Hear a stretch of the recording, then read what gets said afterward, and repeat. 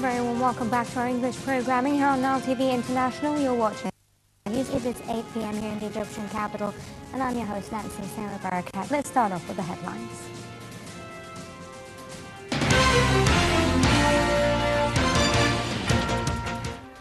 President Abdellatif El Sisi begins a two-day visit to Portugal. Syrian family pupils among dozens killed in Aleppo attacks. And in India, at least 120 people killed in train derailment.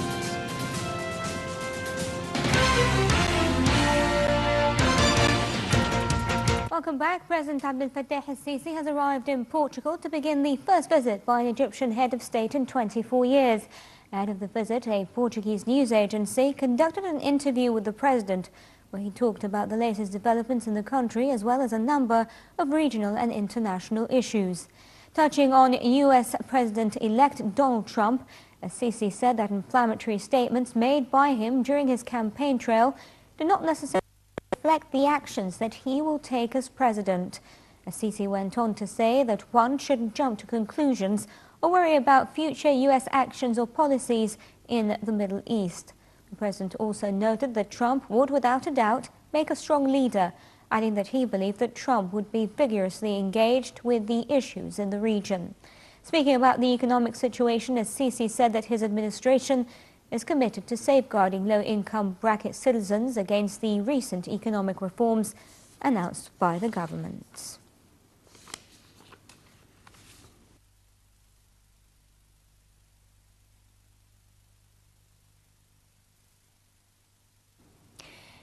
In other local news, Minister of Interior Magdi Abdel called for intensifying security across the country's new cities and deserted areas.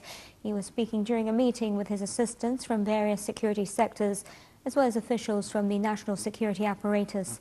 The minister went on to stress the importance of expanding security campaigns to face criminal challenges in those areas. Head of the journalist syndicate, Yahya Kalash, has expressed his confidence in the Egyptian judiciary, stressing his commitment to its rulings. This came during an urgent meeting of the syndicate's board that was held earlier today. During the meeting, Kalash and two journalists decided to appeal the 2-year jail term on the £10,000 bail that was handed out to them yesterday. The verdict was issued in absentia. To Syria now, where the foreign minister said that his nation will not accept a UN proposal to recognize an autonomous rebel administration in East Aleppo as part of a truce deal. Walid al-Muallim said Damascus could not agree to the deal floated by the UN's peace envoy Stefan de Mistura, who held talks in Syria today aimed at reducing violence in the second city of Aleppo. De Mistura's visit comes as the Syrian government presses a fierce assault on the rebel-held east of the city. UN envoy recently floated a proposal to hold fighting in the city, under which insurgent forces would leave and the government would recognize the occupation administration in the city's east. Several rounds of internationally sponsored dialogue sessions and peace talks have already failed to move the government and rebels closer to a peaceful resolution of the conflict. De Mistura was holding additional meetings and said he expected to issue a statement later in the day.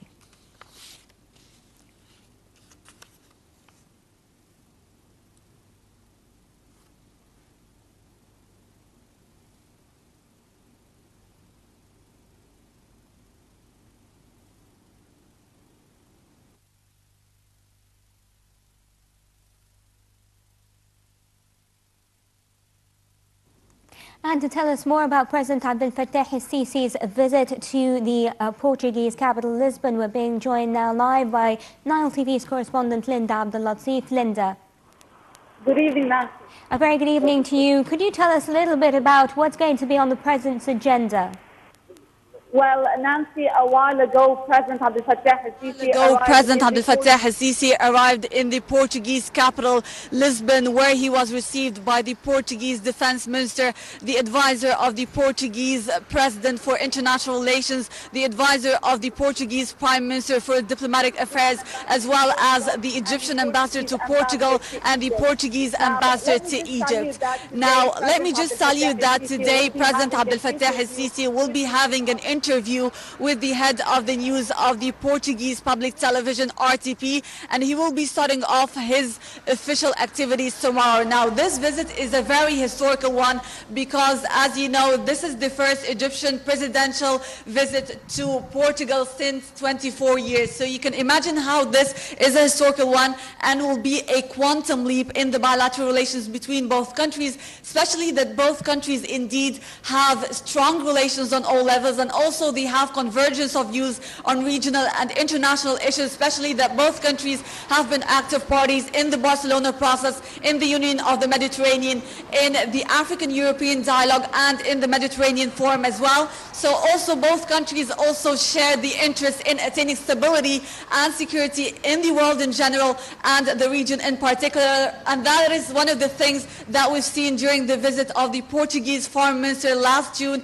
to the country, where he met with President El Sisi and Foreign Minister Sameh Shoukry, and one of the main issues were the of safety and security. Now, also both countries are planning to cooperate and push forward cooperation in the fields of economy, scientific research, as well as the defense field, and also both countries aim at enhancing the diplomatic and political relations. Now, the trade exchange between both countries in 2015 went up by 38% to reach 200 million euros, and this visit comes in order to even increase that trade exchange. Now, just to give you an overview of President El Sisi's official activities that will be starting tomorrow. Now, President El Sisi, first of all, will be heading to the Jerónimos Cathedral. He will be received by the Portuguese President Marcelo Rebelo de Sousa, where the welcoming ceremony will be taking place. Now, President El Sisi will be also heading to a number of different places, and also a number of other welcoming ceremonies will be taking place as well at those places. Now, the President will also be heading to the De Belay Palace, where he will be having a joint meeting with the Portuguese President Marcelo Rebelo de Sousa that will be followed by an expanded meeting that will be attended by officials from both sides. There will be a joint press conference for both leaders, and also the activities of President El Sisi tomorrow will include a visit to the headquarters of the Portuguese Foreign Ministry, where he will be meeting with the Portuguese Prime Minister António Costa, and will also include there an expanded meeting that will be attended by officials from both countries as well. Now, President El Sisi also will be heading quarter of the mayor of Lisbon, and there he will be delivering a speech. The president will also, his activities will include as well a visit to the Juda Palace, where he and the Portuguese president will be delivering speeches as well. Now, also on Tuesday, President Abdel Fattah el-Sisi will be meeting with a number of businessmen, and he will also be visiting the headquarters of the Portuguese Parliament, where he will be actually delivering a speech as well during, not at the Parliament, but during a meeting that will be attended, where he will be heading there to the military academy. There he will be participating in, let's say, a conference on security and terrorism, and in this conference he will be delivering a speech. Now, President Abdel Fattah will be also, let's say, heading to a company that specializes in the air and military industries. Those are all the activities that President Abdel Fattah el-Sisi will be participating in during his official visit to Portugal. Linda, let me ask you, you spoke a little bit about economic cooperation. You mentioned that quite often during your briefing, but I wanted to know what areas of economic cooperation should we expect discussions to center around? Well, I did an interview a while ago with the Egyptian Minister of Trade and Industry, Engineer Tariq Qabil, and he said that they are looking forward to increasing or exchanging between each other. Now, Egypt excels in the leather field, and the number of leather that has been exported to Portugal is high. So there is cooperation in that field, and in regards to the trade exchange, they are working on increasing that, especially that both countries indeed have a lot of promising resources. Egypt have a strategic location, and as engineer Tariq Qabil has told me, Egypt is a promising portal, or is a promising gateway for the Portugal's exports to the different African countries. So Portugal is reaching the African countries through Egypt, and Egypt is reaching the European countries through Portugal. Now, putting into consideration as well, Nancy, that both countries actually share cultural and civilizational interactions in light of their geographical proximity, and also in light of their, let's say, they've always shared interests at several stages of history, especially that the Arab